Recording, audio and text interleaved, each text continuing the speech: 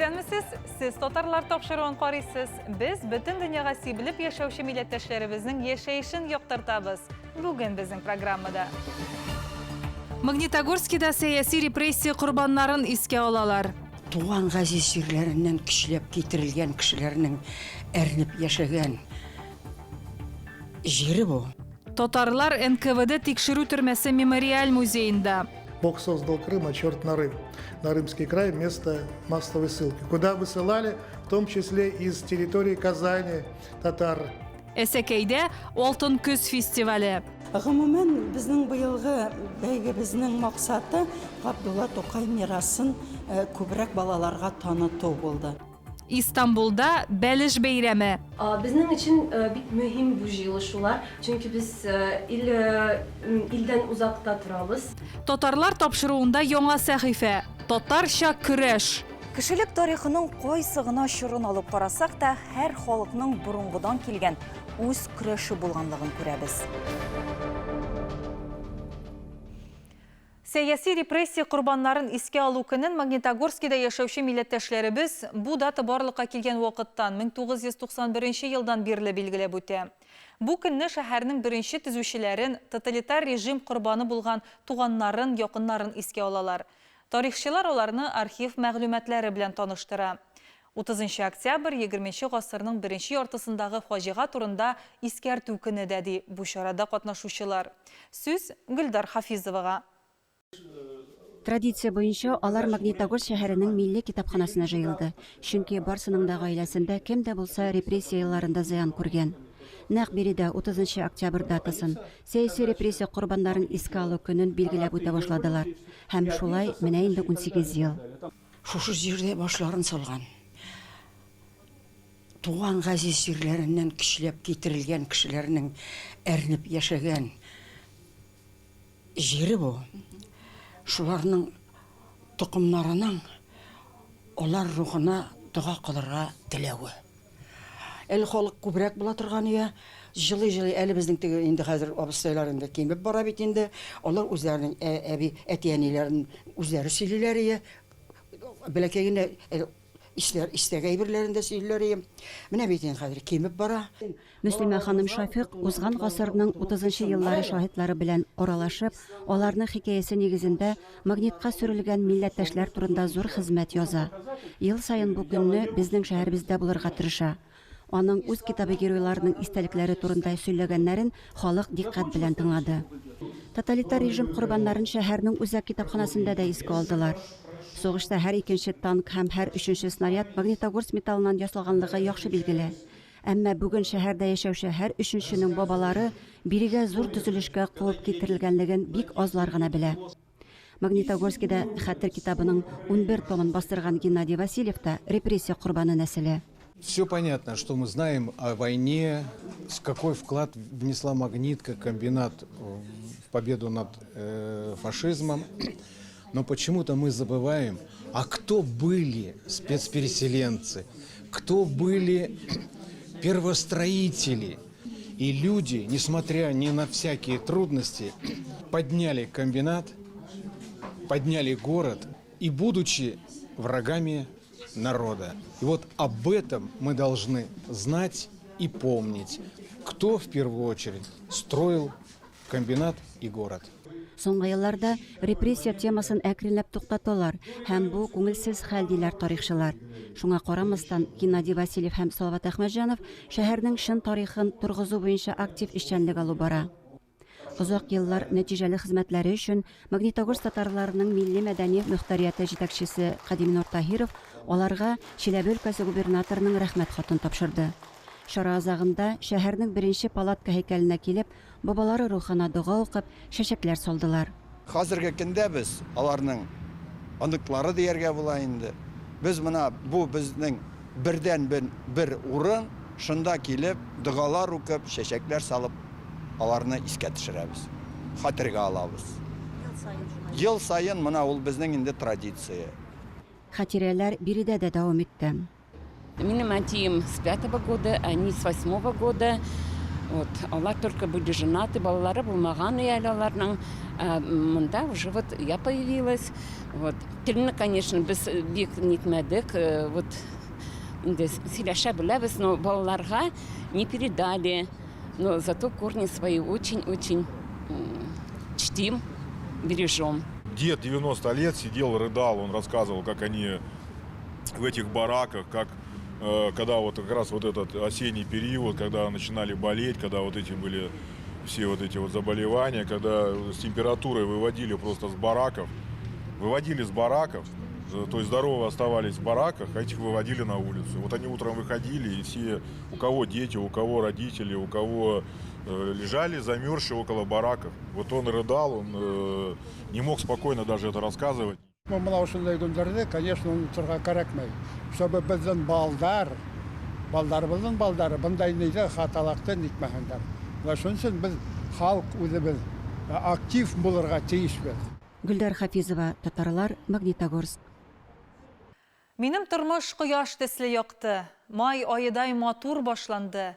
Ләкин кара болыт бастауның күген аякларга бугау ташланды, дип язган Ибрахим Сәләхов репрессия еллары турында.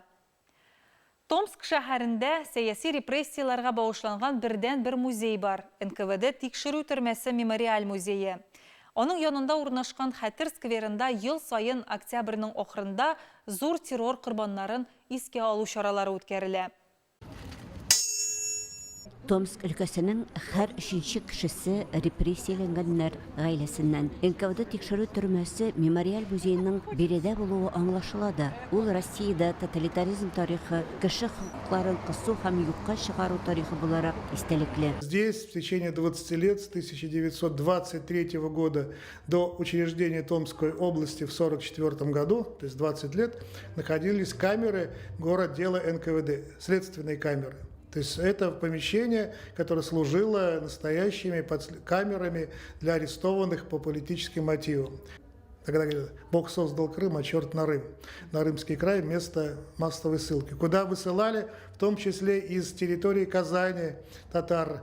И они были в ссылке, как кулаки высланные, как и местные татары. Поэтому судьбу местных татар разделила судьбы многих других национальностей. Музейга керүгә бик авыр тойгы биләп ала. Барысы да төшенкелек тудыра. Тынык, яктылык, тар коридор һәм камералар, иске авыр ишекләр аркылы биктән ашалып беткән тар диварлар, салкынлык. Ул монда хәтта елның җылы вакытында да сизелә. Коридор буйлап хәрәкәт иткәндә ирексездән үзеңне камерага алып баручы тоткыннар дип күз алдына китерәсең, кыргыйлану тоясың.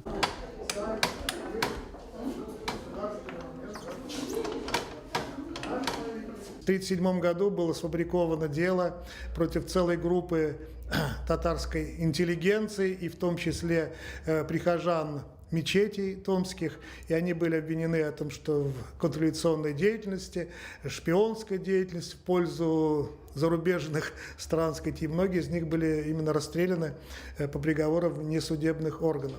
Музей шактый кечкенә, экспонатлар күп түгел, әмма бу тирән йогынты ясый. Камера эше, агач ятак, шиләк, дивар өстәле, элгеч, ялгыз лампа һәм решеткәле тәрәзә төрмәнең куркыныч булуын искәртә. Айрым залда репрессиянәчеләр турында мәгълүмат, аларның тормыш тарихы, фоторәсемнәр урын алган. Сорау алу беркетмәләрен укырга да була. Сорау аларга төнлә йөрткәннәр. Һәр тикшерүче бер төн эчендә дистәләгән эш рәсмиләштерергә тиеш була. Музейда Томск өлкәсенә куылган 200 мең кеше турында мәгълүмат тупланган. Томскидан Елена Софиулина, Анатолий Шустов, Яңа гасыр каналы. Сез татарлар тапшыруын карыйсыз программабызның 2нче өлешендә. Әсәкәйдә Алтын көз фестивале. Гомумән безнең быелгы бәйгебезнең максаты Габдулла Тукай мирасын күбрәк балаларга таныту булды. İstanbul'da Бәлеш бәйрәме. Безнең өчен бик мөһим бу җыелышулар, чөнки без илдән узакта торабыз. Татарлар тапшыруында яңа сәхифә. Татарча көрәш. Кешелек тарихының кайсы гына чорын алып карасак та, һәр халыкның бурынгыдан килгән үз көрәше булганлыгын күрәбез. Оренбург өлкәсенең татарлар күпләп яшәгән Әсәкәй районында Алтын көз дип исемләнгән балалар фестивале үтте.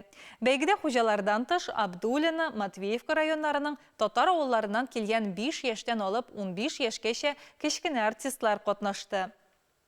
Җыр биюдән тыш фестивальдә күргәзмәләр дә тәкъдим ителде. Быелгы фестивальнең үзенчәлеге татар кызчыгының өлкә бәйгесенә нәни гүзәлләр сайлау. Алтын көздә катнашучылар белән безнең үз хәбәрчеләребез дә аралашты. Әсәкәй районы өлкәнең күпләп татарлары яши торган җирлеге. Милләттәшләребез барлык халыкның 50% тәшкил итә. Бу райондагы 100-гә якын татар авылларында 12 меңләп яшәгән халыкның үз гырыф-гадәтләренә тугры булып калуына тагын бер мисал. 13 ел дәвамында оештырылган Алтын көз балалар фестивале моңа бер үрнәк.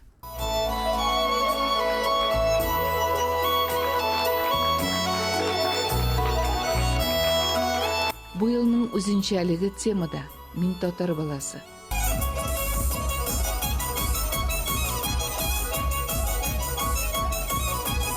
Гомумән, безнең быелгы бәйгебезнең максаты Габдулла Тукай мирасын күбрәк балаларга таныту булды. Алар белсеннәр, аның нинди мәгънәле шигырьләре бар, нинди мәгънәле язмалары һәм Тукайның үзен балаларга бик танытасыбыз килде. Әлеге фестивальнең кыйммәте дә шунда. Өлкәнең төрле районнарында яшәүче татар балаларын берләштерү.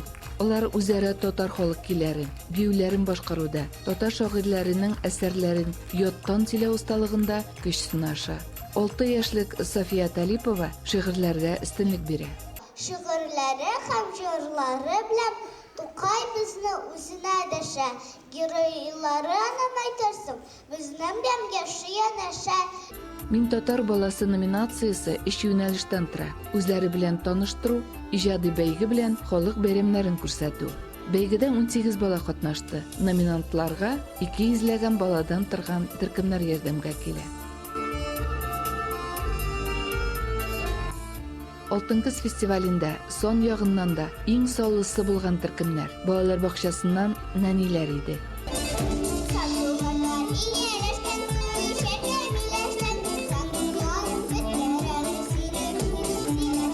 Сәхнәдән көзне җыр-моң аша зурладылар. Афаеда бакча уңышлары белән.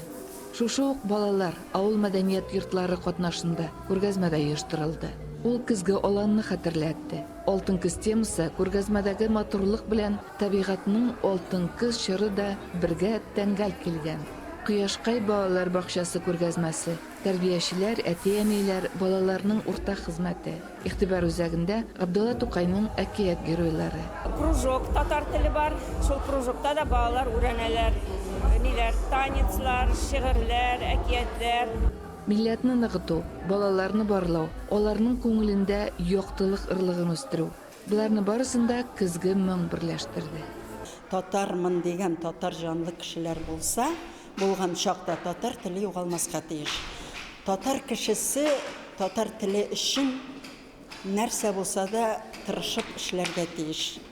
Татарлыкны саклау кеше яшьтән тәрбияләнә. 9 ел укыйм татар телен, яраткан телем. Әтием татар, әнием үзбечка инде.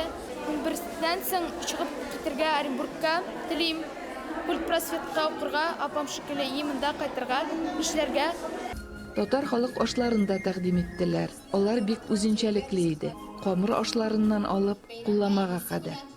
Оештыручылар белән сәнгатькәрләрнең максатлары уртак. Алтын көз фестиваленнән дәрәҗәле конкурсларда катнашучылар да үсеп чыга. Жюри әгъзаларын яшь талантлар сөендерде һәм аларга иң яхшы җырчы-биючене сайлап алу җиңел булмый. Шулай да озак киңәшкәннән соң жюри әгъзалары сәхнәдә. Катнашучыларның берсе дә игътибарсыз калмады. Дипломнар белән бергә саллы бүләкләр дә тапшырдылар. Гран-прига күршеләр лаеклы булды. Матвеевка районының Искәшир авылыннан килгән 12 яшьлек Ренис Гомәров. Бүләкне телевизорны өлкә татарларының мөхтәрият рәисе Илдус Дәүләтов тапшырды. Балаларга инде алда көннәрдә уңышлар, тагын да матуррак номерлар алып келергә безгә. Кырларымда булын күлләремдә. Гран-при иясе Рениз Гомаров үзен барлык номинацияларда да сынап карый. Шигырь сөйләдем, баянда уйнадым, гитарада уйнадым, һәм йырладым. Шушы татарлар передачасында, шушы алтын күзләр передачаларын карарга насыйп итсен безгә бергә тигез итеп. Беренче урынны алучылар арасында Алина Хафизова белән София Талипова. Декабрь айында татар кызчыгының өлкә бәйгесенә әлеге ике кыз да төрле районнардан килгән нәни гүзәлләргә кушылыр дип планлаштыралар. Алда 2019 елның кыш айларында зурлар белән бергә балалар да катнаша торган Ак хисләр фестивале. Оренбур өлкәсеннән Фируза Абсалямова, татарлар. Татар мәдәниятенең һәм яшәешенең мөһим бер өлешен милли ризыклар тәшкил итә.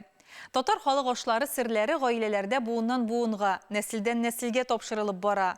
Истанбул шәһәренең Идел-Урал татар милли оешмасы җитәкчесе Гөлтән Ураллы үз өендә бәлеш бәйрәмен үткәрде. Төркиядә яшәүче милләттәшләребезне яшьтән үк бәлеш пешерү нечкәлекләренә өйрәтергә кирәк ди ул. Бәлешләре тәмле килеп чыкканмы соң? Сүз Илсур Нәфыйковка. Татар халкының милли традицияләргә бай ашлар әзерләү осталыгы бик күптәннән килә. Күп гасырларга сузылган тарих дәвамында милли оригиналь ашлар барлыкка килгән. Алар үзләренә генә хас сыйфатларны әлегә кадәр саклаганнар. Аларның үзенчәлеге халык тормышының иҗтимагый, икътисади, табигый шартларына, аның этник тарихына бәйле. Милли ашларның формлашуына табигый тирәлек җитди йогынты ясаган. Илнең ике географик зона кушылган җирдә урманлы төньяк һәм далалы көньяк, шулай ук ике зур елга Идел һәм Чулман бассейнында урнашу да бу ике зона арасында табигый азыклар белән алмашуга, сәүдәнең иртә үсешенә булышлык иткән. Татарлар көнкүрешенә дөге, чәй, кипкән җиләк җимеш, шикләвек, төрле аш тәмлеткечләре шактый иртә килеп кергән. Татар милли ризыклар арасында бәлеш айрым бер урынга лаек. Зур бәлеш тантаналы мәҗлисләр яисә гаиләнең зур өстәл алдында җыелганда пешерелгән ризыклардан берсе. Серләре һәм осталык нокталары да күп кенә. Олларыбыз тәҗрибәләре белән уртаклашыр өчен бәлеш остаханәсен оештырырга булдылар. Без бүген бүтән татарлар белән, бүтән түгел дә инде бер ничә татарлар белән, Истанбул татарлар белән җыелыштык. Гөлтән апаның өендә бәлеш, татар бәлешен пешерергә. Соннан соң ашарга шул бәлешне, кыстыбыйларда пешерәбез без бүген. Шундый менә хәлләр. Бүген Истанбул шәһәрендә татарлар белән җыелыштык. Сөйләштек бәлеш ясарга. Яныбызга һәм төрек, һәм казак дусларыбызны чакырдык. Безнең өчен бик мөһим бу җыелышулар, чөнки без илдән узакта торабыз.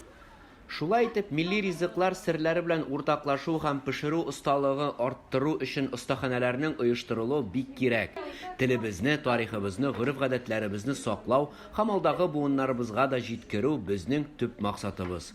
Махсус татарлар тапшыру өчен Илсур Нафыйков, Касым Нурдинов, Истанбул, Төркия.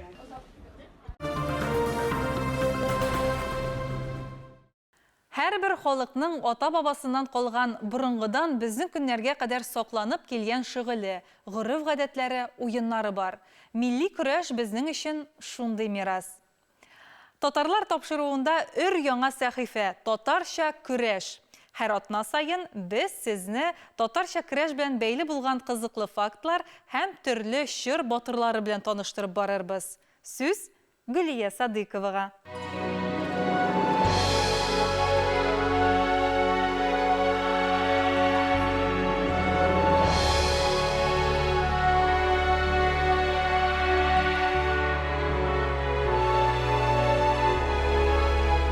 Кешелек тарихының кайсы гына чорын алып карасак та, һәр халыкның борынгыдан килгән үз көрәше булганлыгын күрәбез. Менә бу рәсемгә күз салсак, ул борынгы греклар илендәге каберлектә табылган. Археологлар һәм тарихчылар аны безнең эрага кадәрге 3000нче еллар уртасына карый. Һәм ул әлегә көрәш дөньясындагы иң борынгы табылдыктан санала. Икенче рәсемдә Мисырдагы Бен Хәсән гыйбадәтханәсенең диварларында сакланып калган көрәш күренешләрен галимнәр безнең гасырга кадәр 211 елга карый дип исәплиләр. Ә менә монсы Алтай якларындагы Ордос дигән урында табылган каеш каптыргычындагы бронзадан куеп ясалган көрәш сүрәте. Биредә ике атлының төрки халык вәкилләренең ашыккан җирләреннән тукталып көрәшүләре сүрәтләнгән. Ул безнең көннәргә кадәрге 3-1 гасырларга карый. Көрәш тарихы турында сөйләшкәндә беренче кул язмалар да исәптән төшми әлбәттә.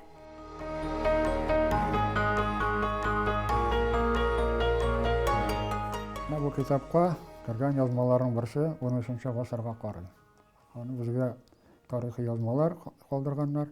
Болгар Кыпчак төрки егете Лашын Хисам дигән егет бәрелешләрнең берсе вакытында куллыкка төшә дә, аны алып китәләр бүтән илгә. Һәм аны саталар кул базарында Мисыр солтанына. Дәрәҗәле кешеләрнең берсенә әйләнә. Шуннан соң моны алалар солтанның сарайына, солтанның киңәшчесе итеп. Бу монда эшләгәндә, менә шу көрәштә, андагы алымнарга, бүгенгечә әйтеп әйткәндә физкультурага караган хезмәтләр язып калдырган. Һәм шуның белән тарихка кирип калган. Без тарихлы халык, көрәшнең тамыры тирәндә. Ә һәр чорның үз батырлары бар.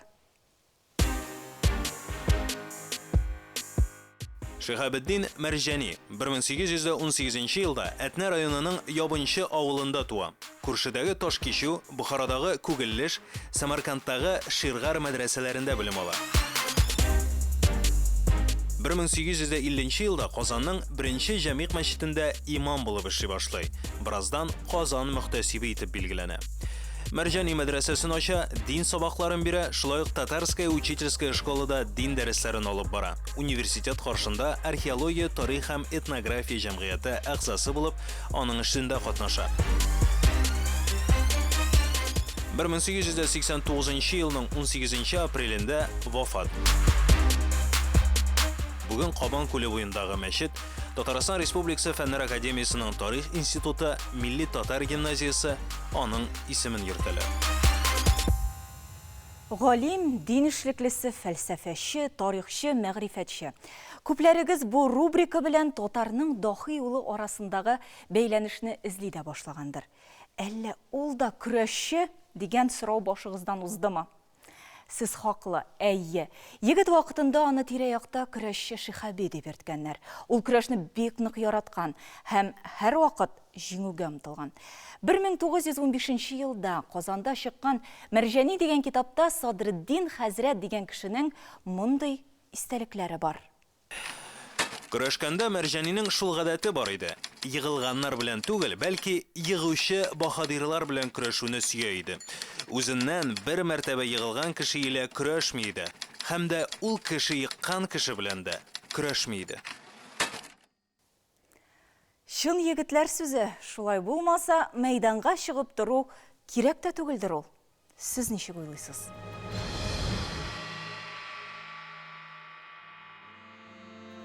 Бүгінге сезнең белән сау булашабыз. Иртәгә дә татарлар тапшыруын карамыйча калмагыз. Бездә кунакта Татарстан Республикасының халык язучысы Гәрәй Рәхим булачак. Исән-имин яшәгез.